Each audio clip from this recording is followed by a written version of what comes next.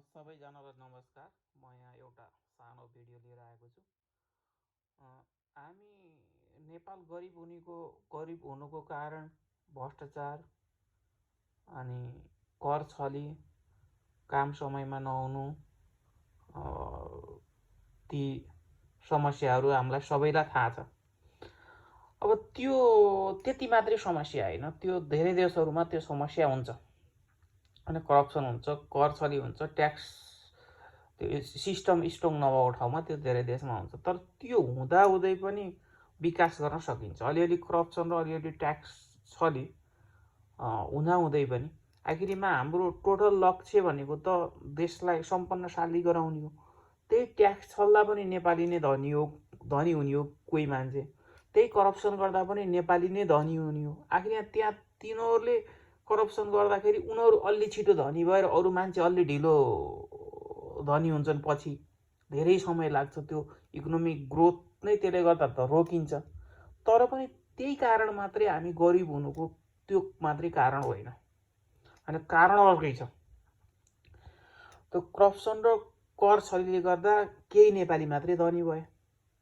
त्यो जुन त्यो फ्री मार्केटको कन्सेप्टमा सबैलाई फाइदा हुन्छ भन्ने जुन कन्सेप्टले त्यहाँ लागू गरिएको, त्यो कारण त्यो कन्सेप्ट त्यहाँ लागू हुन त्यो कर छली र करप्सनले गर्दाखेरि के स्पिड कम हुने हो। तर ओभरअलमा त फेरि त्यो पैसा त्यहीँ बसेको हुन्छ। कोही न कोही नेपाली धनी भएको हुन्छ। ऊ धनी हुने भनेको उसले पैसा बिस्तारा राखेर सुत्ने त होइन, उसले पनि आफ्नो लागि खर्च गर्छ। त्यहाँ अर्कोले जब पाउँछ, त्यो रन भइरहेको हुन्छ कि त्यो प्रफिट जस्तै हो एक किसिमको। अब व्यवसायले प्रफिट लिए जस्तो त्यो करप्सन गरेर ट्याक्स छल्ने गर्ने भनेको त्यो प्रफिट हो। उनीहरूले फेरि कतै इन्भेस्ट गरेर त्यहीँ रन भइरहेको हुन्छ। त्यसले चाहिँ त्यति साह्रो ठुलो एकदमै भयङ्कर असर गरिरहेको हुँदैन। असर अर्को छ, बेग्लै छ। असर कस्तो छ भने अब हाम्रो यहाँ यो सामान्य उदाहरणबाट हेरौँ, कुनै पनि देशको विकास हुनको लागि इन्ट्रेस्ट रेट कम हुनुपर्छ। जब इन्ट्रेस्ट रेट कम हुन्छ तब मात्र ब्याङ्कले इन्भेस्ट गर्दाखेरि त्यो इन्भेस्टरले सजिलै त्यो ब्याज तिर्न सक्छ, किस्ता तिर्न सक्छ। अनि उपभोक्ताले पनि इन्ट्रेस्ट कम हुँदा बित्तिकै आफ्नो सुविधाहरू बढाउन सक्छ। म यहाँ सानो उदाहरणबाट प्रश्न पार्छु। जस्तै 30 लाखको 10%मा 20 वर्षको लागि लोन लियो भने उसले मासिक किस्ता 28,950 तिर्नुपर्छ। अब यही 10%को ब्याज 3%मा उपलब्ध गराइदियो भने 20 वर्षको लागि मासिक 16,638 रुपियाँ तिर्नुपर्छ। अहिले अब नेपालमा हेरौँ, मासिक 30,000 कमाउनेले अब यो घर किन्ने भन्ने कल्पना गर्नै सक्दैन। किनभने मासिक 20 वर्षसम्म 28,930 तिर्न पर्छ भने उसले त अरू पनि रेगुलर खर्च गर्नुपर्छ। 30,000 जागिर खाने मान्छेले, त्यही भएर उसले यो घर बनाउनै सक्दैन। भनेपछि 30,000 जागिर खाने मान्छेले 30 लाखको घर बनाउनको लागि उसको त्यो बसको कुरा नै हुँदैन। अब यसैलाई ब्याज 3% गराइदिँदा बित्तिकै 16,638 भनेपछि 30,000 जागिर खानीले यो 30 लाखको घर बनाउन सजिलै सक्छ। भनेपछि 14,000ले अरू खर्च टार्छ। आफ्नै घरमा बसिसकेपछि गाउँघरतिरका बजारतिरकाले बजारमा नसके पनि गाउँघरतिर जो 30,000 जागिरी खानी छन्, यिनीहरूले यो घर बनाउन 3%मा लोन पायो भने, होम लोन पायो भने सजिलै सक्छ। इन्ट्रेस्टमा यति ठुलो फरक हुन्छ इन्ट्रेस्टको कारणले, यो कुरा ध्यान दिनुपर्छ। अब यो इन्ट्रेस्ट कम त गराउने, इन्ट्रेस्ट कम गराउँदाखेरि इकोनोमिक एक्टिभिटिज रन हुन्छ, यहाँ धेरैले रोजगार पाउँछ होइन। अब 3%मा नेपालमा होम लोन दिने हो भने त त्यहाँ त धेरै घरहरू बन्छन्।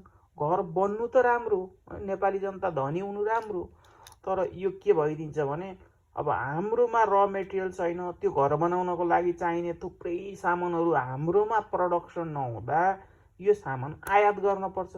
अनि आयात बढ्दा बित्तिकै त्यो विदेशी पैसा केन्द्रीय ब्याङ्कले पुर्याउन सक्दैन।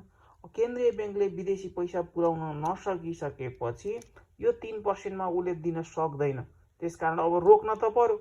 अब दिन सक्दिनँ भनेर मैले दिन्न भन्न त पाएन। अनि मैले दिन सक्दिनँ, अब यो विदेशी पैसाको डिमान्ड बढी भयो भनेर अब 160 को एक्सचेन्ज रेटलाई 170, 180, 100, 200 बनाउँदै गयो भने त त्यहाँ फेरि ठुलो इन्फ्लेसन क्रिएट हुन्छ, महँगी बढिहाल्छ। त्यो गर्न पनि भएन, त्यहाँ एक्सचेन्ज रेटलाई चेन्ज गरेर पुर्याउन नि भएन। त्यो गर्दा ऊ बाध्य भएर इकोनोमी एक्टिभिटिज कम गराउन, मान्छेहरूलाई कम घर बना भन्नको लागि तुरुन्तै उसले इन्ट्रेस्ट रेटलाई हाई गर्ने नीति ल्याइदिन्छ। अनि इन्ट्रेस्ट रेट हाई हुन्छ। इन्ट्रेस्ट रेट हाई हुँदा बित्तिकै धेरै नेपालीहरूले घर मात्रै होइन अरू सुविधा पनि ब्याङ्कबाट लोन लिएर गर्न सक्दैन। अब यो एउटा सामान्य घरको कुरा मात्रै हो। मान्छेले त लोन लिएर धेरै कुराहरू किन्नुपर्ने हुन्छ। अब त्यो किन्ने काम नै कम हुन्छ इन्ट्रेस्ट हाई हुँदा बित्तिकै। यो उपभोक्तालाई भयो। अनि फेरि इन्भेस्टरलाई पनि त्यही हुन्छ। इन्भेस्टरले त अब जम्मा 30 लाख मात्रै त होइन, करोडौँ अरबौँ लोन लिएर इन्भेस्ट गर्छ। अब तिनीहरूको त झन् ठुलो फरक पर्छ। लगभग इन्ट्रेस्ट रेटले यति फरक पर्छ, यति सानो एमाउन्टमा त यत्रो ठुलो फरक पर्छ भने अब अरबौँको लगानी गर्दा त पक्कै किस्तामा धेरै ठुलो फरक पर्छ। त्यो गर्दाखेरि उनीहरूले त्यो इन्भेस्ट गरेर अनि त्यहाँबाट त्यो हाई इन्ट्रेस्टको कारणले उनीहरूले किस्ता तिर्न सक्दैन भन्ने क्यालकुलेसन निकाल्छ र उनीहरूले इन्भेस्ट गर्न सक्दैन। त्यसैले आफ्नो उत्पादन नहुँदाखेरि त्यो आयात धेरै गर्नु पर्यो भने ब्याङ्कले इन्ट्रेस्ट कम गर्न सक्दैन। अब यसको रिलेसन कस्तो हुन्छ भने फरेन करेन्सीको लेभल हाई भयो भने सजिलै इन्ट्रेस्ट कम गराउन सक्छ केन्द्रीय ब्याङ्कले। अनि यो फरेन करेन्सीको लेभल अब घट्दै गयो भने यो इन्ट्रेस्ट हाई गराइदिन पर्छ। इकोनोमी एक्टिभिटिजलाई कम रन गराउन पर्छ। थोरै इकोनोमी एक्टिभिटिज त्यो इन्भेस्टमेन्ट नै कम हुन्छ। त्यसले गर्दा इन्भेस्टमेन्ट कम हुँदा बित्तिकै हाम्रो रोजगार पनि कम हुन्छ। मान्छेले कम खपत गर्छ सामान। कम खपत गर्ने, बेरोजगार वृद्धि हुने भनेको हामी गरिब हुने हो। त्यो स्वतः थाहा छ। अब जस्तै यहाँ एउटा सानो उदाहरणबाट हाम्रोमा विदेशबाट रेमिटेन्स आउँछ। रेमिटेन्स आएको पैसा ब्याङ्कले इम्पोर्टरलाई इन्भेस्ट गर्छ। अनि यो इम्पोर्टरले अब जस्तै नेपालमा वार्षिक 9 खर्ब रेमिटेन्स आयो भने 9 खर्बको पुरै सामान मानव एकछिनलाई, अब पुरै त नेपालमा नि उत्पादन हुन्छ, मानव नेपालमा कति पनि उत्पादन छैन, यो 9 खर्बको रेमिटेन्सले सबै सामान इम्पोर्ट गर्यो भने हामीसँग त जम्मा 9 खर्बको सामान नेपाल भित्रियो।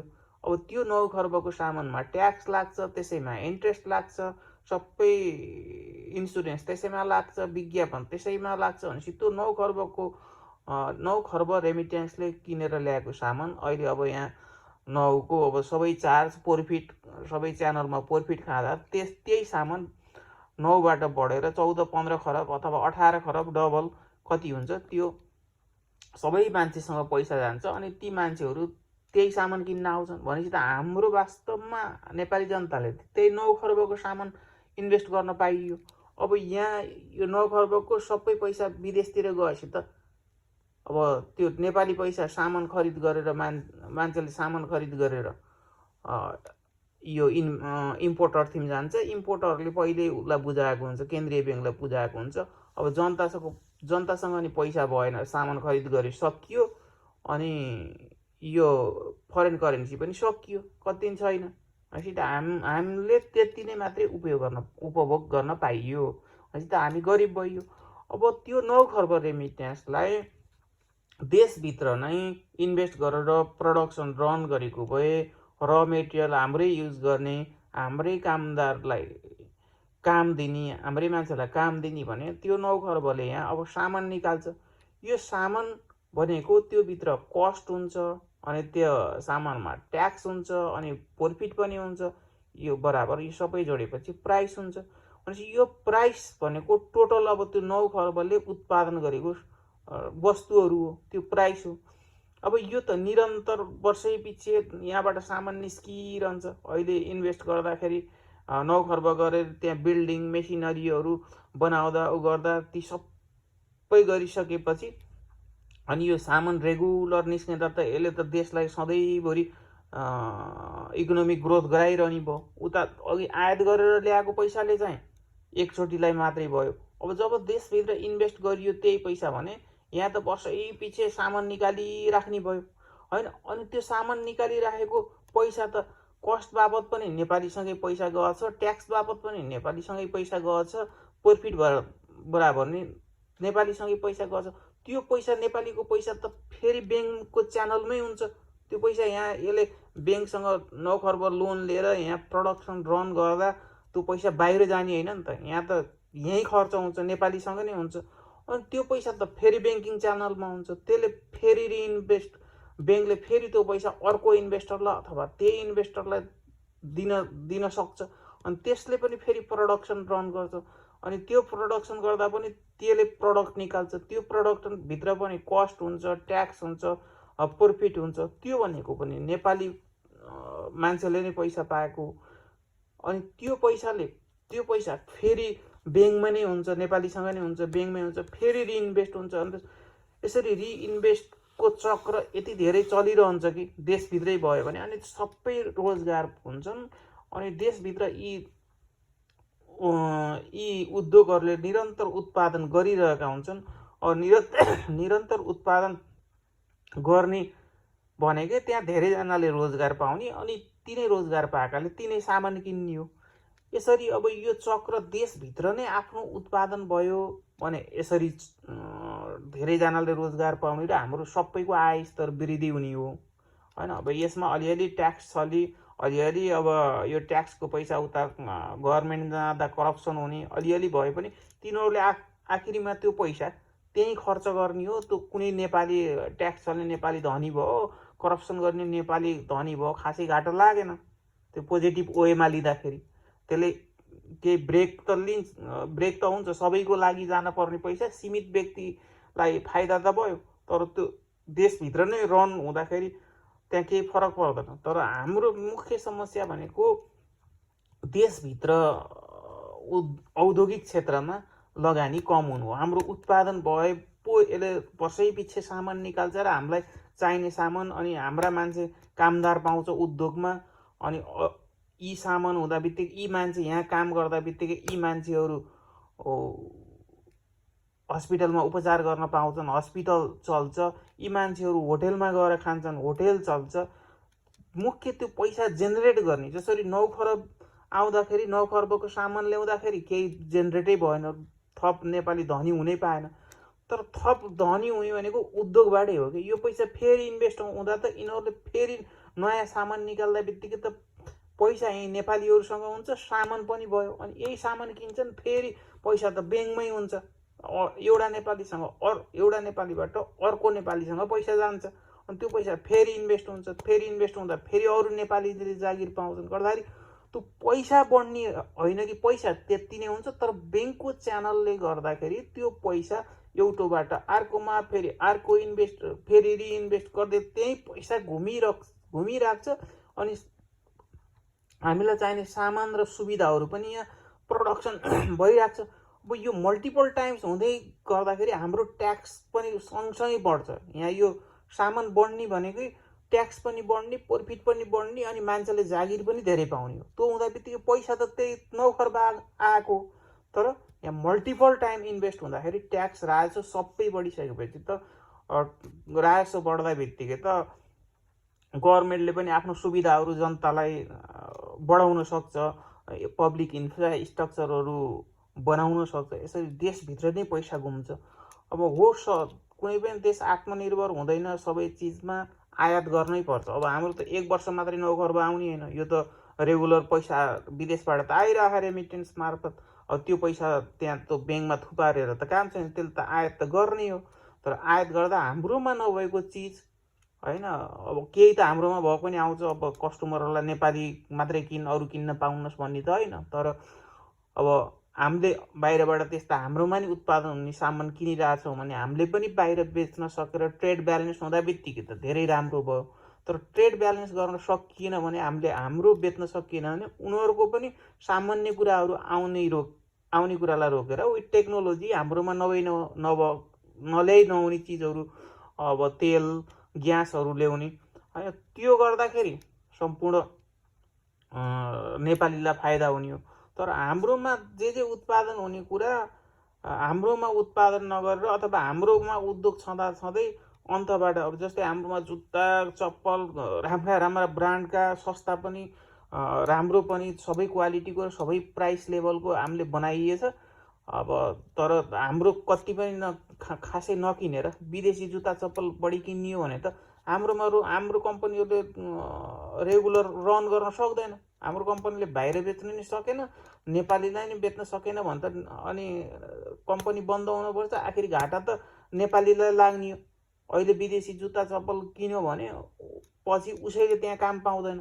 उसले नेपाली कम्पनी काम चल्यो भने पो त्यो कम्पनी रन हुँदाखेरि त्यहाँ जागिर पाएका मान्छेले ती मान्छेले अन्त गएर खान्छन्, अन्त गएर सामान किन्छन् अनि सबैको चलिरहेको हुन्छ कि त्यो एउटाले अर्कोलाई घुमाइरहेको हुन्छ।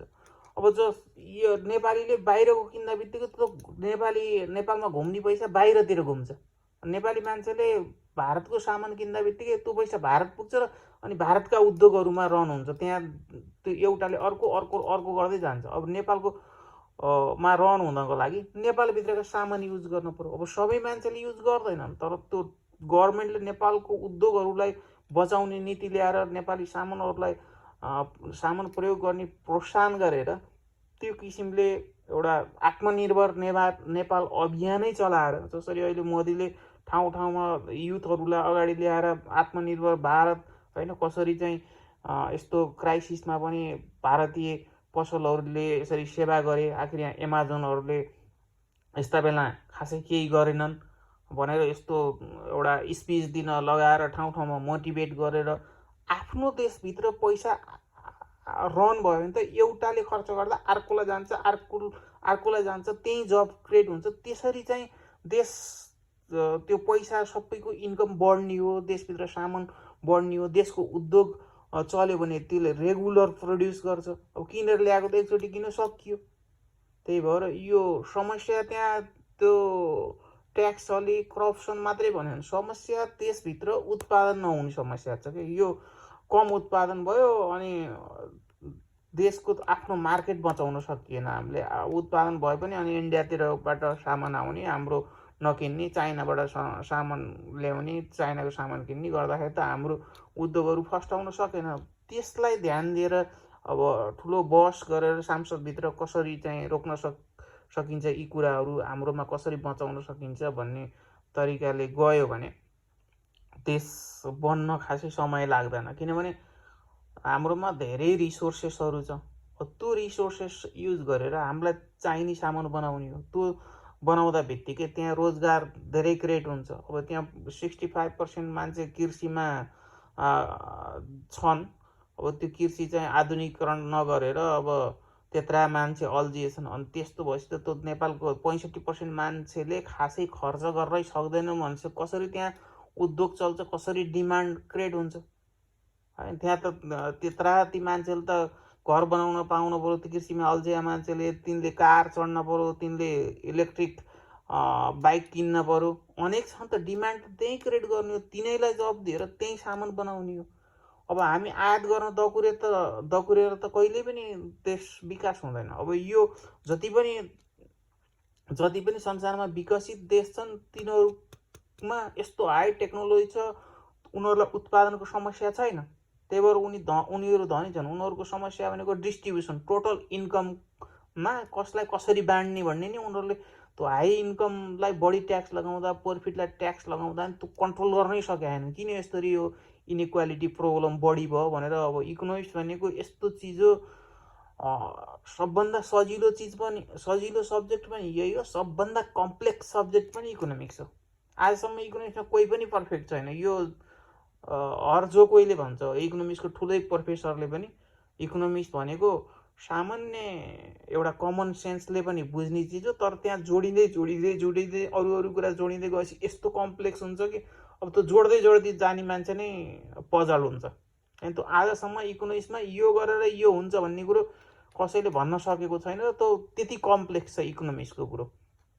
अस्ति त्यो एउटा नोबेल प्राइज पाउने जोसेफ के भन्नेले पनि लेखेको थियो उसले त्यो रिपोर्टमा। अब टेक्नोलोजीको इम्प्रुभ भयो तर यो लुजर र विनर क्रिएट भए। जसले इन्भेस्ट गरे उनीहरू चाहिँ विनर भए, जसले काम गरे उनीहरू लुजर भए। अब त्यो काम गर्नेको जीवन स्तर उठेको छ भन्ने कुनै प्रुफ छैन। 40 वर्ष अगाडि भन्दा पनि अमेरिकन नर्मल ती वर्करको लाइफ स्टाइल चाहिँ झन् स्ट्रगल भइरह। खासै उनीहरूलाई त्यो प्रोडक्टिभिटी हाई भएर त्यो उनीहरूको जीवन सहज गराउन सकिएन भनेर उसले राम्रोसँग लेखे। त्यो भनेको उनीहरूमा डिस्ट्रिब्युसन प्रब्लम भइदियो कि प्रोडक्सन जति पनि छ उनीहरूलाई जे चाहिए पनि बनाइदिन्छन्। उत्तिखेर भेन्टिलेटर चाहिँदाखेरि कति छिटो बनायो तिनीहरूले त्यो कार कम्पनीबाट। अनि त्यो अब अहिले यो भाइरसको कुरामा पनि यति समय लाग्यो। अब आउने भाइरसमा चाहिँ जस्तोसुकै भाइरस आए पनि 100 दिनमा नयाँ भ्याक्सिन निकाल्ने बनाइसके भनेपछि उनीहरू त्यो प्रोडक्सनमा यस्तो फास्ट छ कि टेक्नोलोजी नयाँ नयाँ क्रिएट गरेर जे चाहियो त्यो उत्तिखेरै बनाउँछन्। अब उनीहरूलाई त्यो उनीहरूले प्रोडक्सन रन गर्ने भनेको अब प्रोडक्सनमा समस्या छैन, उनीहरूले डिमान्ड हेरेर मात्रै प्रोडक्सन रन गर्छ। तर हाम्रोमा त के छ भने अहिले डिमान्ड हेर्ने होइन, अहिले हाम्रो चाहिँ मान्छेलाई रोजगार क्रिएट गर्ने डिमान्ड बल्ल क्रिएट हुन्छ। त्यो रोजगारै नदिए गरिब भइसकेपछि त कसरी डिमान्ड हुन्छ? हुँदैन नि। हामीले चाहिँ अब हामीलाई के चाहियो सामान, मान्छेहरूलाई के चाहिएछन्, त्यहाँ एउटा घर बनाउन के सामान चाहिन्छ, घरभित्र राख्ने सामानहरू के चाहिन्छ, अनि एउटा किचनमा के सामान चाहिन्छ, रेगुलर खानेकुराहरू के चाहिन्छ, त्यो प्रोडक्सनमा मात्रै ध्यान दिनु पर्यो। प्रोडक्सन भएपछि त्यहाँ त्यही जब क्रिएट हुन्छ अनि उनीहरूले डिमान्ड गर्ने हो। अहिले त अब त्यहाँ प्रोडक्सन नहुँदा बित्तिकै त मान्छेले जागिर पाउँदैन, जागिर नपाएपछि उसँग पैसा आउँदैन, पैसा नभएपछि डिमान्ड क्रिएटै हुँदैन। त्यही भएर अब विदेशी देशहरूमा धेरै देशमा सामान बढी प्रोडक्सन भएर अनि उनीहरू चाहिँ ओभर प्रोडक्सन भइसकेपछि डिमान्ड नहुँदाखेरि अनि त्यो डिमान्ड नहुँदा सामानमा भएको लगानी सामान बिक्री नभएर अनि घाटामा जाने त्यस्तो समस्यामा उनीहरू धेरैचोटि परिसकेका छन्। त्यही 2007 र 8को पनि त्यो हाउसिङ कम्पनीमा बढी लगानी गर्दाखेरि डिमान्ड सुरुमा बढी थियो अनि पछि बिनामेसै धेरै लगानी गर्दाखेरि त्यहाँ त्यो फस्यो र अनि त्यसले गर्दा डिफ्लेसन आइदियो, आर्थिक मन्दी आइदियो। त्यो जुन लेभलमा काम भइरहेको थियो, घरहरू बनिरहेको थिए, अनि त्यो घर बिक्री नहुँदा बित्तिकै त त्यहाँ त्यो घर बनाउने मान्छे मात्रै जागिर खाँदैन, त्यो घर बनाउनलाई नै र मेटेरियलहरू बनाउने कम्पनीहरूमा धेरैले रोजगार पाएका हुन्छन्। तिनीहरूले रोजगार पाउँदा उनीहरूको त्यो पर्चेजिङ पावर बढ्छ र उनीहरूले खर्च गर्दा अरू कम्पनी रन भएका हुन्छन्। अब त्यो एउटा हाउसिङ कम्पनी मात्रै बन्द हुँदा बित्तिकै त्यहाँ त्यो अरू विभिन्न सामान खपत पनि घट्यो, डिमान्ड घट्यो। डिमान्ड घट्दा बित्तिकै सप्लाई प्रोडक्सन कम भयो, कम हुँदा बित्तिकै धेरै मान्छेले रोजगार गुमाए। त्यसपछि अनि जताततै समस्या क्रिएट भयो। त्यसरी त्यो कहिलेकाहीँ कुनै क्षेत्रमा ओभर प्रोडक्सन हुँदा त्यस्तो किसिमको समस्या आउँछ। त्यही भएर त्यो डिमान्ड एनालाइसिस गरेर मात्रै प्रोडक्सन गर्ने भन्छ उनीहरूले, किनभने उनीहरूको त अलरेडी सबै मान्छे फुल इम्प्लोइड छन्। अब हाम्रोमा त फुल इम्प्लोइड छैन नि त, 65% मान्छे त्यहाँ कृषि अल्झ्यान त्यो भनेको त 2-3%ले काम गरेर हुने कुरो हो। अनि ती मान्छेको इन्कम बढाउनको लागि त हामीले उद्योग कुनै पनि हालतमा नेपालमा उद्योग रन गराएर तिनीहरूको इन्कम बढाइसकेपछि फुल क्यापेसिटीमा सबै मान्छेले रोजगार पाइसकेपछि अनि त्यसपछि बल्ल मात्रै डिसिजन गर्दाखेरि डिमान्ड एनालाइसिस गरेर प्रोडक्सन रन गर्ने हो। अहिले ती सामान्य सस्ता जस्तै डिमान्ड एनालाइसिस गर्ने पनि सामान्य कुरा, रेगुलर चाहिने कुराहरू बनाउँदाखेरि डिमान्ड एनालाइसिस गर्नु पर्दैन। मान्छे खाली छन् भने आएर काम गर्छन् अनि तिनै मान्छेले किन्छन्, अर्का मान्छेले किन्छन्। तर ठुलो महँगो चिज अहिले नेपालमा अब 2 करोड पर्ने गाडीको कम्पनी खोलेर त त्यहाँ चल्दैन, किनभने नेपाली गरिब छन्। तर ती गरिब नेपालीलाई धनी बनाउनको लागि पहिला सामान्य कुराहरू बनाउने कम्पनी खोल्नु पर्यो। आफ्नो देशभित्र कम्पनी रन हुँदा बित्तिकै अनि त्यहाँ धेरैजनाले त्यो कम्पनीमा काम पाउँछन्। ती काम पाएका मान्छेले अन्त गएर खर्च गर्छन्, होटेल चल्छन्, ती मान्छे हस्पिटलमा उपचार गर्न जान्छन्, हस्पिटल चल्छ, ट्राभल एजेन्सीहरू चल्छ, त्यो इन्सुरेन्स चल्छ, मिडिया चल्छ। सबै त्यो मेन त्यो पैसाको स्रोत नै उद्योग हो कि त्यो उद्योगबाट पैसा आइसकेपछि अनि त्यो पैसा अन्त रन हुने हो। अब अहिले उद्योग छैन अनि आन्तरिक पर्यटन भनेर होटल खोलिदियो अनि मान्छे त गरिब छन्, त्यहाँ गएर खान सक्दैन, घुम्न जान सक्दैन। जब उद्योग हुन्छ, उद्योग भइसकेपछि त उद्योगले सामान निकाल्छ नि, त्यो सामान भनेकै सामानको प्राइस नै पैसा हो कि, मान्छेको पैसा हो त्यो। अनि त्यहाँ त्यो उद्योगका मान्छे त अनि घुम्न जान्छन्, जताततै जान्छन्, अनि सबै एकले अर्कोलाई यस्तो बाँधेको हुन्छ कि त्यो इकोनोमी छिटो रन गराउनको लागि देशभित्र आफ्नो प्रोडक्सन रन गरेर अनि आफ्नै मान्छेलाई काम लगाएर अब इकोनोमिक ग्रोथ अब हाई छ भने त फेरि पछि नेपाली मान्छेले मात्रै काम नपुगेर इन्डियाबाट पनि मान्छे ल्याउनु पर्ने, बङ्गलादेशबाट पनि मान्छे ल्याउनु पर्ने बाध्यता हुनसक्छ। नेपालीहरू सबै इम्प्लोइड छन्, अझै हामीलाई चाहियो भने। तर अहिलेको स्थितिमा चाहिँ नेपालमै जति पनि मान्छे बेरोजगार छन्, अब ती कृषिमा अल्झेका मान्छेलाई निकालेर रोजगार दिन सकिन्छ। त्यही भएर त्यो नेपालमा मान्छेलाई चाहिने के सामान हुन् ती देशभित्रै उत्पादन गर्ने पोलिसी ल्याएर राष्ट्रिय सामानलाई प्रोत्साहन दिने किसिमले गरियो भने यो त्यो अलिअलि भ्रष्टाचार गरेर अलिअलि कर छली गरेर भएको त्यो समस्या, त्यति गरिबी होइन अभाव भएको त्यो कारणले होइन, उनीहरूले पनि त्यो भ्रष्टाचार गरेको पैसा त्यहीँ खर्च गरे छन्, गाडी किने छन्, त्यो घर बनाएका छन्, गाडी किन्दा 200-300% ट्याक्स तिर्नुपर्छ, घर बनाउँदा अर्कोले रोजगार पाउँछ, त्यही रहनु भएको नि त। तर समस्या भनेको मुख्य हाम्रो प्रडक्सनमा छ, डिस्ट्रिब्युसनका समस्या पछि आउँछन्, डिमान्ड एनालाइसिसका समस्या पछि आउँछन्। बिजनेस अलिअलि कोही नयाँ टेक्नोलोजी ल्याउने बिजनेसहरूले पुरानो टेक्नोलोजी युज गर्नेलाई माफ गर्छ, ती बन्द हुन्छन्। अलिकति त्यो ब्याङ्कको लोन डुब्ने ती समस्याहरू इकोनोमीमा चलिरहन्छ, एउटाले अर्कोलाई किल गर्छ, त्यो मिलाउनु पर्छ। त्यो ब्याङ्कको प्रफिटबाट उनीहरूले त्यो प्रोभिजन राखेर त्यो चाहिँ रन भइरहेको हुन्छ, त्यस्ता कुरामा डराउने होइन। अब इन्फ्लेसन हाई हुन्छ, मान्छेसँग पैसा बढी भयो भने डिमान्ड हाई हुन्छ, त्यसले इन्फ्लेसन क्रिएट गर्छ, त्यसलाई चाहिँ बरु त्यो डिमान्ड कन्ट्रोल गर्नलाई इन्ट्रेस्ट रेट बढाउने भन्दा त्यहाँको त्यो पैसा एब्जर्ब गर्ने, तर इन्ट्रेस्ट रेट निरन्तर चाहिँ कम गरेर लाने हो भने इकोनोमी छिटो रन हुन्छ। अब त्यो फरेन करेन्सीको लेभल घट्दा बित्तिकै त्यो उसलाई इन्ट्रेस्ट रेट हाई गराउनु पर्ने हुन्छ। त्यो फरेन करेन्सीको लेभल घट्न नदिनको लागि आयातमा कन्ट्रोल गरिदिनु पर्यो, देशभित्रै उत्पादन गर्न पर्यो, अनेक गरेर यो इन्ट्रेस्ट रेट कम गराएर मान्छेहरूलाई सुविधा किन्न सक्ने गराइदिनु पर्यो कि। अब यति 30,000 जागिर खाने नेपालमा गाउँमा कति छन्, उनीहरूले चाहिँ अब 10%को लोनमा घर किन्नै सक्दैन, यसलाई 3% गराइदिए त यो नेपालभित्रै धेरै चिज बनाइदिने भने त अनि भइहाल्छ।